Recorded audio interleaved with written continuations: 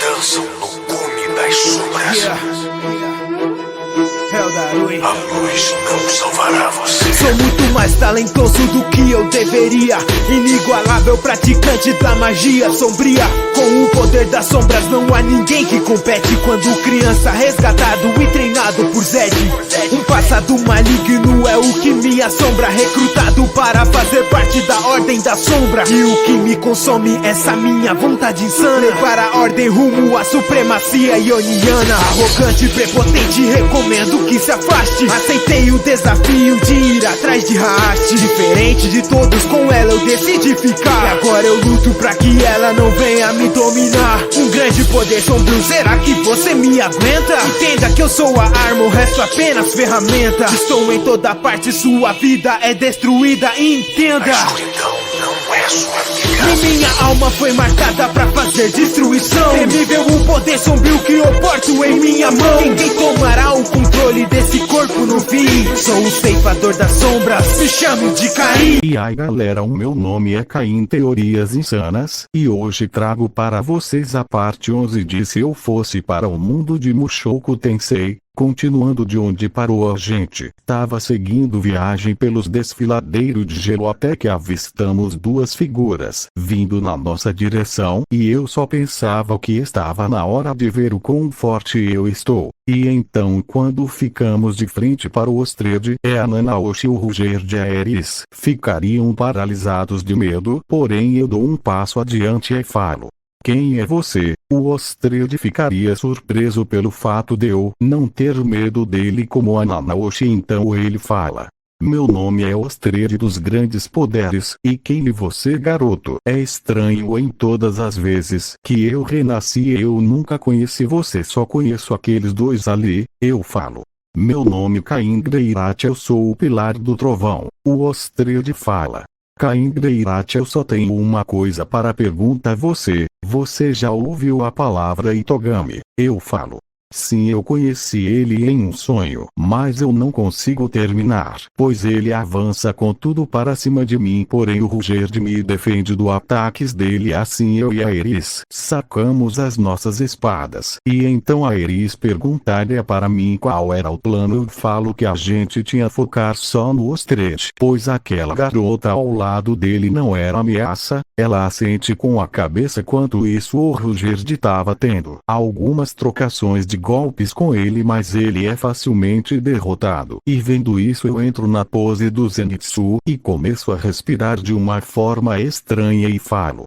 respiração do trovão, sétima forma, Deus do trovão flamejante. Um enorme dragão de raios se forma. Assim eu avanço e vendo que aquele ataque era poderoso, o Ostred usa o seu escudo de dragão para se defender do ataque. E quando eu atinjo o escudo dele, o mesmo começa a se quebrar.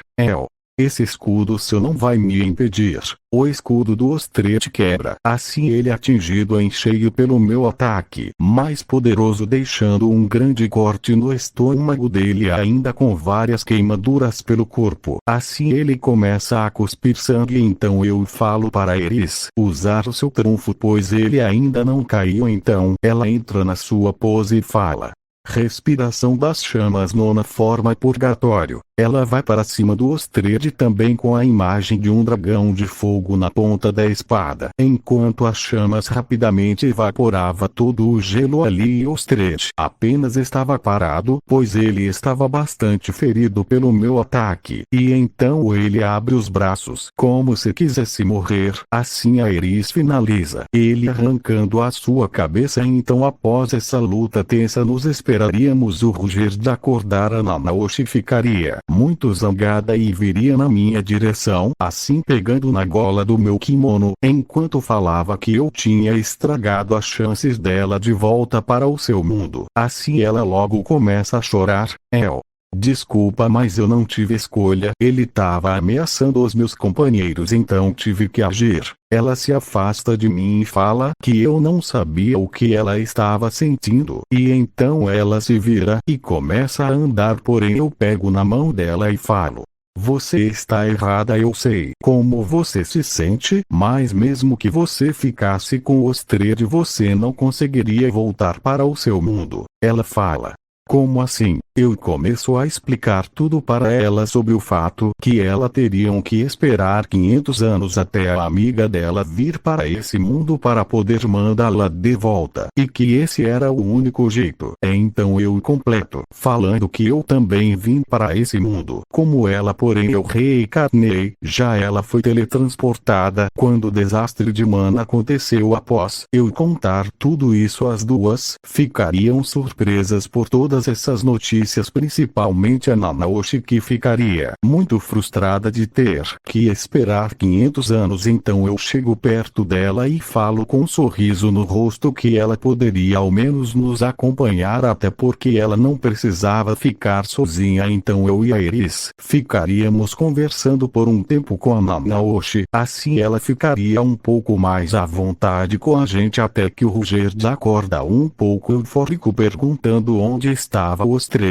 Assim eu dou logo um sorriso e explico tudo para ele. Assim nos seguimos viagem por aqui séria, tudo como no original, com a diferente que a Nanaoshi tava com a gente. E então, quando chegamos no acampamento, nos iríamos até quando a Iris vê a Grisleine e ela grita: Grisleine, eu voltei. A Grisleine se vira e rapidamente vai abraçar a Iris. Então, com um sorriso no rosto, a Iris começa a contar todas as nossas aventuras para ela, até mesmo que a gente venceu o Deus Dragão. A Nanaoshi olhar para mim e perguntar se ela era sempre desse jeito. Então eu falo que sim. Logo entramos na tenda onde o mordomo começa a nos explicar toda a situação do território, inclusive que o Felipe e todo o pessoal morreu, assim me deixando bem pistola, pois tudo que eu fiz não mudou nada ao destino deles. Então o mordomo fala que a única maneira de salvar a Iris de um casamento político era que ela fosse dada como morta. Então a Iris se levanta da cadeira e fala que iria aceitar isso, iria ficar comigo. Logo o mordomo e a Grisleine ficariam felizes por essa decisão dela. Então eu perguntaria se ela tinha certeza disso. Com um sorriso ela responde, dizendo que já tinha falando para mim que iria ficar ao meu lado. E após mais um tempo de conversa, a noite chega. Eu estava na minha tenda junto. Foi uma longa jornada, Iris. Sim, realmente foi. Vimos várias coisas incríveis, até derrotamos o Deus Dragão. Bem, agora que tal a gente aproveitar essa noite, Iris? Vejo que você não se esqueceu da promessa. Eu e a Iris olhando um para o outro, e assim a gente começa a se beijar. E então ficamos fazendo várias sacanagens durante a noite toda. No dia seguinte eu acordo, e quando olho para o lado, a Iris ainda estava dormindo, assim me deixando um pouco aliviado. Agora só falta resgatar a minha mãe. O que vai acontecer? Bem, vocês verão tudo isso na próxima parte. Deixem aquele gostei maroto e compartilhem o vídeo. Se inscrevam no canal, beleza? E fui.